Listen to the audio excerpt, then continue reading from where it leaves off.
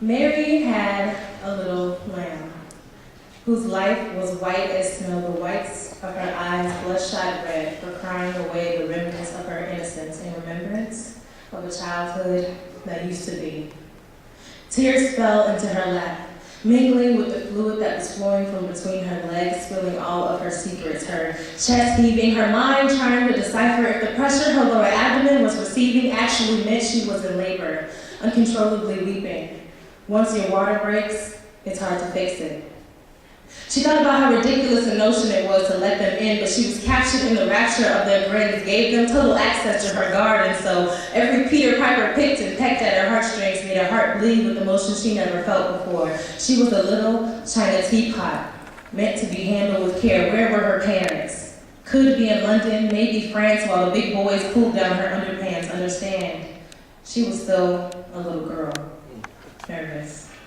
Involuntary jerks, muscle spasms, and twitches like when she did the potty dance. This wasn't the first time she had gotten too big for her britches, treading the thin line between babies and big girls, like when she wobbly walked on tippy toes in high heels and mama's clothes. She felt like she was grown up. Yet her body shook with shivers as their itsy-bitsy spider-veined hands crawled up her spine, entangling the thoughts in her mind. Down came the rain, washing her common sense out. She let the persistent pain pierce the entrance to her childhood. They walked in and locked the door behind them, so now the only thing that resides within are the shadows that the boogeymen left.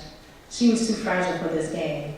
Easily moved like pickup sticks, swaying when they touched her. She closed her eyes and clenched her fists around the sheets as they caressed her. Every Johnny, Jimmy, and Jack was nimble, brisk, and quick. They left after extinguishing the flames of their candlesticks, and Mama never told her not to play with fire, so her don't know no better.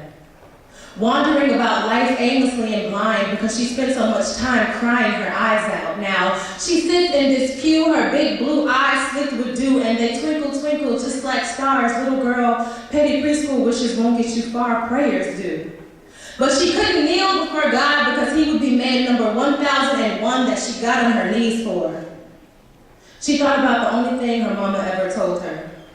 If you don't know what to do, then just do what you know. So she slid from her seat roughly to the floor. The carpet burned and hurt because her knees were calloused with experience. She had the emotional scars to prove it.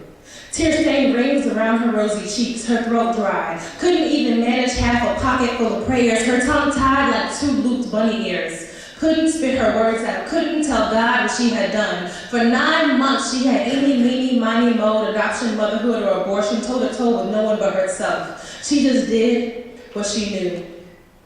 She looked into the eyes of her angelic baby doll with skin so smooth that it really could have been plastic. Wrapped her baby girl in a tattered purple blanket, stitched with every wish she ever wished, every dream threaded in the seams, hoped that they would carry her to a place that held all the things Mary couldn't give her. She placed her newborn in the big green toy box, next to the other broken babies, snap jump ropes, and Legos long since forgotten.